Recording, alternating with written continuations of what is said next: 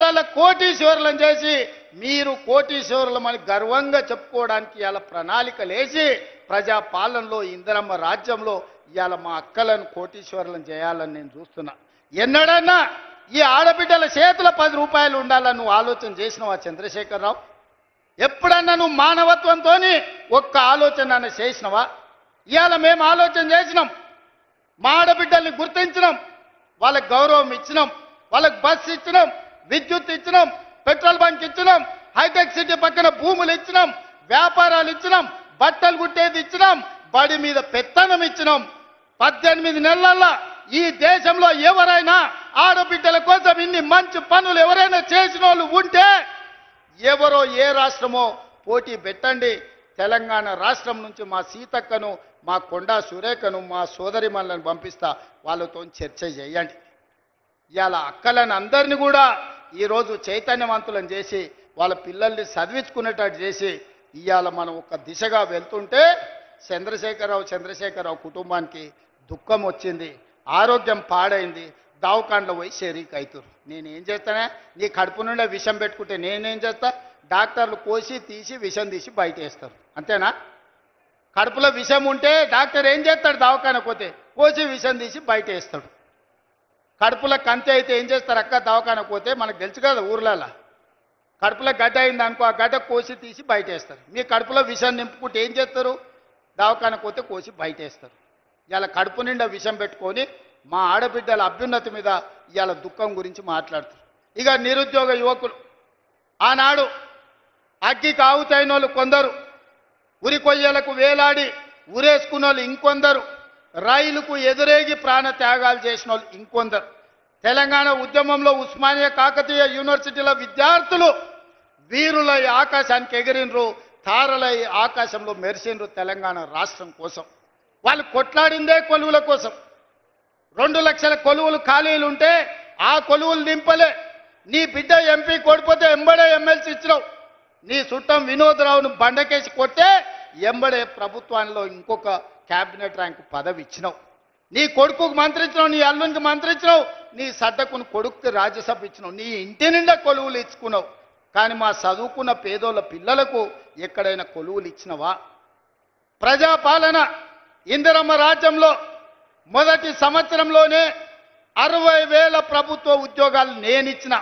LB స్టేడియంలో లెక్క తప్పంటారని, తప్పుడు కూతలు కూస్తారని కుటుంబాలతో సహా ఉద్యోగాలు వచ్చిన పిల్లల్నే కాదు వాళ్ళ తల్లిదండ్రులను కూడా పిలిపించి ఎల్బీ స్టేడియంలో మేము ఎక్కడ ప్రమాణ స్వీకారం చేసినామో గక్కనే 60,000 మంది ప్రభుత్వ ఉద్యోగాలు కొలువులు ఇచ్చి 60,000 ఉద్యోగాలు ఇచ్చిన లెక్క కట్టుకో.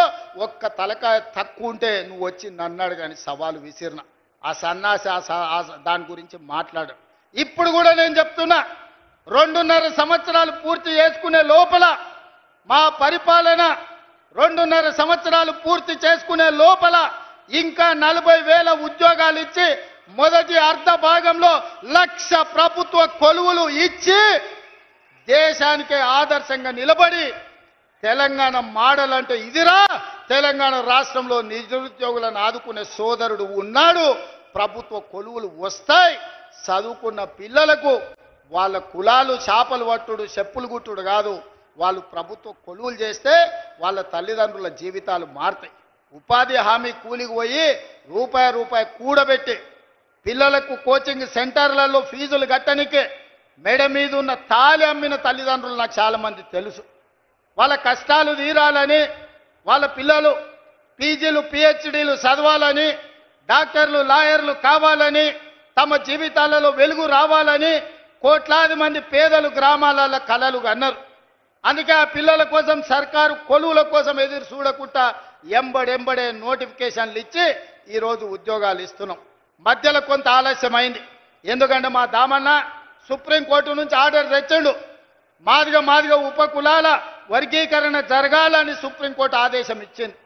నేను నోటిఫికేషన్లు ఇస్తే సమాజానికి నష్టం జరుగుతుందని మా సంపత్ కుమార్ చెప్పిండు. అయితే ఇది అమలు చేసి నోటిఫికేషన్ ఇస్తా, 6 నెలలు ఆలస్యమైంది, మా మాదిగ సోదరులకు న్యాయం చేస్తా అని చెప్పి చట్టం చేసి ఇవాళ 1000 కొలువులు మళ్ళా నోటిఫికేషన్లు ఇవ్వడానికి ముందుకు వచ్చినాం.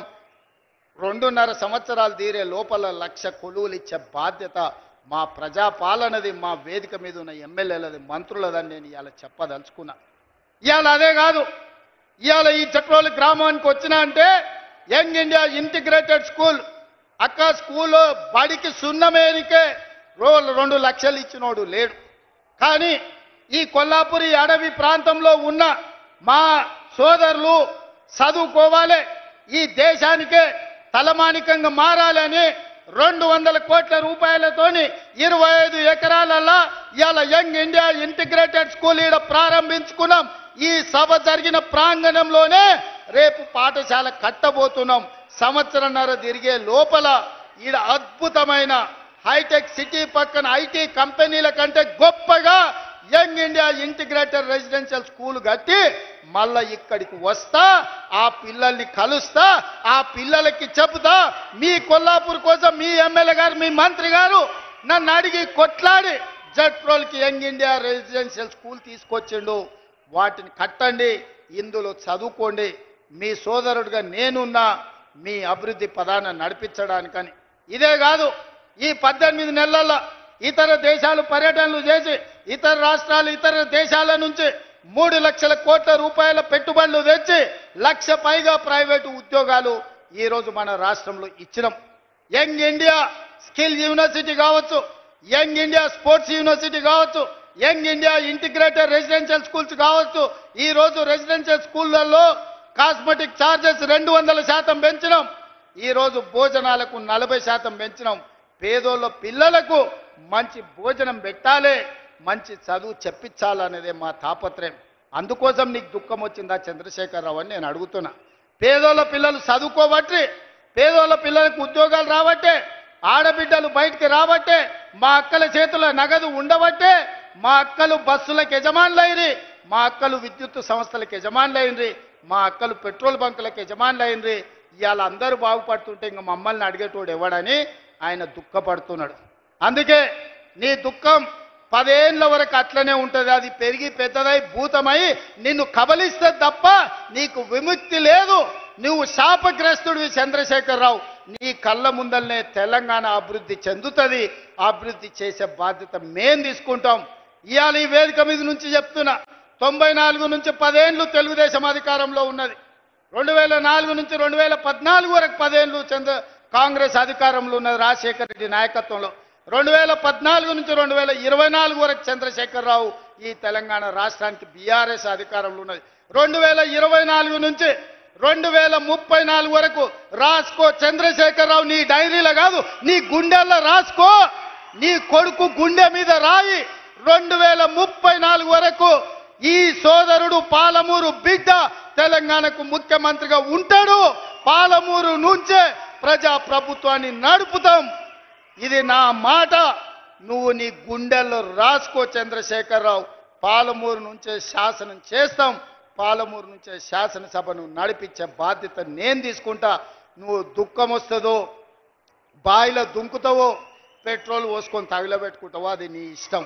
కాకపోతే